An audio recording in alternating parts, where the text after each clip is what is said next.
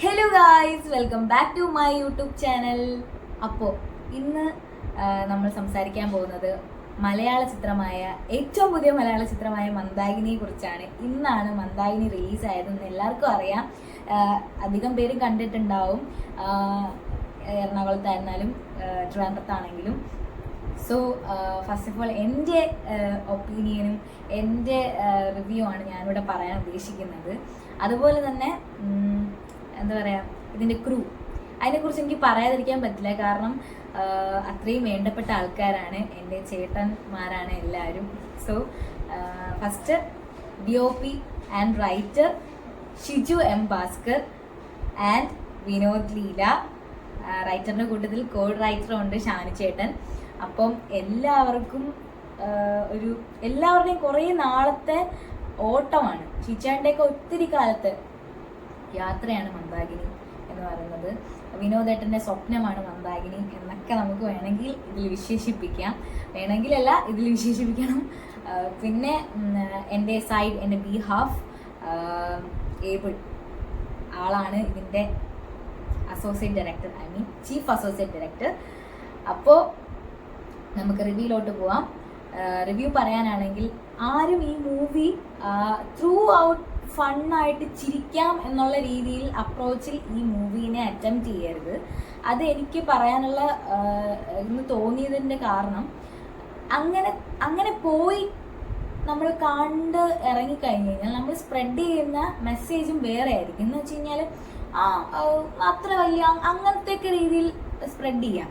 ഞാൻ പറയുന്നത് അങ്ങനെ ഒരു നോർമൽ ലൈഫിൽ നടക്കുന്ന, നമുക്ക് ഒരാൾ എത്രത്തോളം നമ്മളൊരു കാര്യം പറയുമ്പം ഇപ്പം ഒരു സീരിയസ് ആയിട്ട് നടക്കുന്ന ഒരു സിറ്റുവേഷൻ, ഒരു കല്യാണം എന്നൊക്കെ പറയുമ്പോഴത്തേക്കും ഒരുപാട് കാര്യങ്ങൾ അതിൻ്റെ അകത്ത് ഇൻക്ലൂഡഡ് ആയിട്ടുള്ള കാര്യമാണ്. അപ്പം എല്ലാം നമുക്ക് ചെറിയ ചെറിയ തിങ്സിലൂടെയും ഒക്കെ നമുക്ക് നാച്ചുറൽ ലൈഫിൽ അത് ഉണ്ടാക്കാൻ പറ്റുള്ളൂ. അത് ഉണ്ടാക്കുന്നില്ല, നോർമലി സംഭവിക്കുന്നതാണ്. അപ്പോൾ അതെങ്ങനെയാണോ അതുപോലെ തന്നെയാണ് മന്ദാകിനിയിൽ ഒരു മാരേജ് റിലേറ്റഡ് ഒരു മൂവിയാണെന്ന് നിങ്ങൾക്ക് എല്ലാവർക്കും അറിയാം.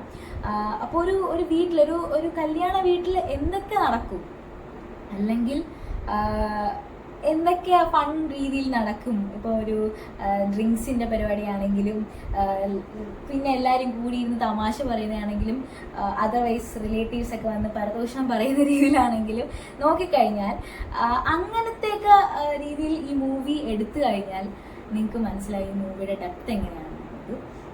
അത് എനിക്ക് പറഞ്ഞേ പറ്റുള്ളൂ. കാരണം അത് പലർക്കും മനസ്സിലാവാതെയാണ് ഈ മൂവി കണ്ടതെന്ന് എനിക്ക് പേഴ്സണലി തോന്നി. ദെൻ ഇതിലെ ആക്ടേഴ്സ് അതിനെപ്പറ്റി പറയാനാണെങ്കിൽ, അൽത്താഫ് സലീം ഇത്രയും നാള് നമ്മൾ ഏത് മൂവി കണ്ടു കഴിഞ്ഞാലും നമുക്ക് പുള്ളിയെ ഇങ്ങനെ വന്ന് ചുമ്മാ നിന്ന് കഴിഞ്ഞാലും നമുക്ക് ചിരി വരും. അതാണ് അൽത്താഫ് ഇക്കയുടെ എന്താ പറയുക, ഒരു പ്ലസ് എന്ന് പറയുന്നത്.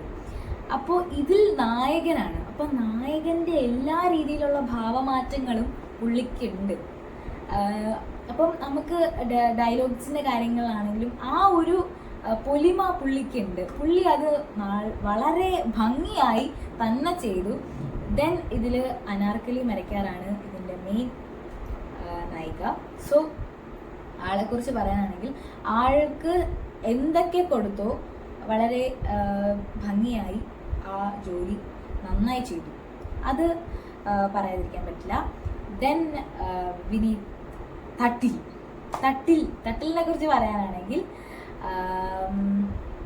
ചേട്ടൻ പൊളിയായിരുന്നു. ഈ മൂവി ആദ്യം മുതൽ കാണുമ്പോഴേ നമുക്ക് ചില ചിരി വരുന്ന ഒരു തിങ്സ് ഉള്ളത് ചേട്ടൻ്റെ ഓരോരോ കാര്യങ്ങളിലാണ്. ഇപ്പം എക്സ്പ്രഷനിലാണെങ്കിലും, നടത്തത്തിലാണെങ്കിലും, എന്തെങ്കിലുമൊക്കെ പറയുന്നതാണെങ്കിലും ഒക്കെ ചേട്ടൻ ഒരു സംഭവം തന്നെയാണ് ഈ മൂവിയിൽ. പിന്നെ പുള്ളിക്കാരൻ്റെ പേരായിട്ട് വരുന്നത് അശ്വതി ശ്രീകാന്താണ്. ചക്കപ്പഴത്തിൽ ചെയ്യുന്ന ക്യാരക്ടേഴ്സ് നിങ്ങൾ കണ്ടിട്ടുണ്ട്, നാത്തൂൻ ക്യാരക്ടറാണ്. അപ്പം നാത്തൂൻ ക്യാരക്ടർ പോലെ തന്നെയാണ് ഇതിലും. പോലെയല്ല, നാത്തൂൻ ക്യാരക്ടർ തന്നെയാണ് ഇതിലും ചെയ്യുന്നത് ചേച്ചി. പക്ഷെ ഒരു വ്യത്യസ്തമായിട്ടുള്ള സിറ്റുവേഷനിൽ കൂടെ കടന്നു പോകുന്ന നാത്തൂനാണ് എന്നും കൂടെ എനിക്ക് പറയേണ്ടി വരും. പിന്നെ പറയാനാണെങ്കിൽ ബബിത നല്ല ക്യാരക്ടർ ചെയ്തിട്ടുണ്ട്. ഒരുപാട്. പിന്നെ നമ്മുടെ അമ്മ ഒരു പവർ, എല്ലാ വീട്ടിലും അമ്മ എന്ന് പറയുന്ന ഒരാൾ ഭയങ്കര പവർ പാക്ക് ആയിട്ടുള്ളൊരു വ്യക്തി തന്നെയായിരിക്കും. ഇപ്പം എൻ്റെ അമ്മയാണെങ്കിലും ഒരു പവർ ഒരാളാണ്. അപ്പം അങ്ങനെ നോക്കിക്കഴിഞ്ഞാൽ ഇതിൽ സരിത കുക്കുവാണ് ഇതിൽ അമ്മ വേഷം ചെയ്തിരിക്കുന്നത്. അപ്പോൾ വളരെ ഭംഗിയായിട്ടും വളരെ മാസ്സായിട്ടും ഓരോ സീനിലും ചേച്ചി പെർഫോം ചെയ്തിട്ടുണ്ട്. അത് പറയാതിരിക്കാൻ പറ്റില്ല. കയറിയതും തിയേറ്ററിൽ കയറുമ്പോഴും അതേ പവർ ഉണ്ടായിരുന്നു, തിരിച്ചിറങ്ങിയപ്പോഴും അതേ പവർ തന്നെയാണ് ചേച്ചി ഉണ്ടായിരുന്നത്. ദെൻ നമുക്ക് പറയാനാണെങ്കിൽ കുട്ടിയകിൽ അനി ഒരു രസകരമായ ഒരു കോമഡി കഥാപാത്രം തന്നെയാണ്. ചേട്ടൻ്റെ കോമഡി സ്റ്റാർസിൽ ചേട്ടൻ ചെയ്ത പെർഫോമൻസ് ഒക്കെ നിങ്ങൾക്ക് അത്യാവശ്യം എല്ലാവരും കണ്ടിട്ടുണ്ടാവും. ചേട്ടൻ്റെ ഈ ക്യാരക്ടർ അനി എന്ന് പറയുന്ന ക്യാരക്ടർ ചേട്ടനൊരു മാറ്റം തന്നെയാണ്, ചേട്ടൻ്റെ കരിയറിലൊരു മാറ്റം തന്നെയാണ് അനി എന്ന് പറയാൻ പറ്റും. കാര്യം അനി ഒത്തിരി ആൾക്കാർക്ക് ഇഷ്ടപ്പെട്ട ഒരു ക്യാരക്ടറാകും. എനിക്ക് പേഴ്സണലി അനീനെ ഇഷ്ടപ്പെട്ടു. പിന്നെ പെർഫോമൻസ് ആണെങ്കിലും ഇപ്പം ഡയലോഗിലാണെങ്കിലും എല്ലാത്തിലും ചേട്ടൻ്റെ കുറച്ച് ശൈലികൾ ചേട്ടൻ കൊണ്ടുവരാൻ ശ്രമിച്ചിട്ടുണ്ട്. അതാണ് എനിക്ക് ചേട്ടൻ്റെ ക്യാരക്ടറിനോട് ഇഷ്ടപ്പെടാൻ കാരണം.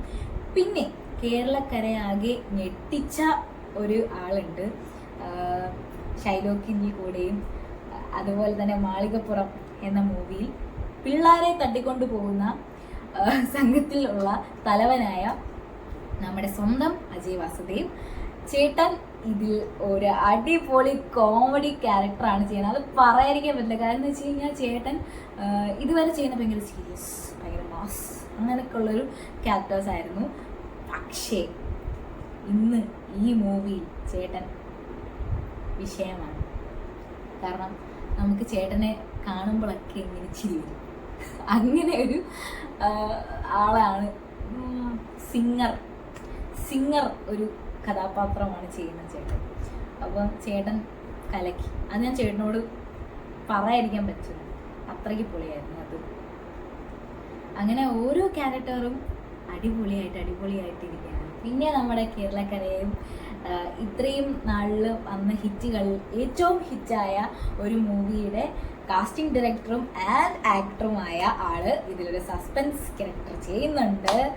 അപ്പോൾ ആളുടെ വേഷം നന്നായി ചെയ്തു. പുള്ളിക്ക് കൊടുത്ത കാര്യങ്ങൾ പുള്ളിയുടെ രീതിയിലും അതുപോലെ തന്നെ കഥയ്ക്ക് വേണ്ടിയിട്ട് പുള്ളി നന്നായി ഡയലോഗ് ആണെങ്കിലും ഒരുപാട് കാര്യങ്ങൾ ഇതിനു വേണ്ടി ചെയ്തു. അതും നമുക്ക് തിയേറ്ററിൽ കാണാൻ പറ്റും. അപ്പോൾ നിങ്ങൾക്കറിയാം ഈ മൂവിയിൽ ഒരു ഡയറക്ടേഴ്സിൻ്റെ ഒരു നീണ്ട നിര തന്നെയുണ്ട്. ആദ്യം നമ്മൾ അൽത്താഫ് ചേട്ടൻ്റെ കാര്യം പറഞ്ഞു കഴിഞ്ഞു. നെക്സ്റ്റ് നമ്മൾ അജയ് ചേട്ടൻ്റെ കാര്യം പറഞ്ഞു. ഇനിയുള്ള 2 പേർ ജിയോ ബേബിയും ആൻഡ് ജൂഡ് ആൻ്റണിയുമാണ്.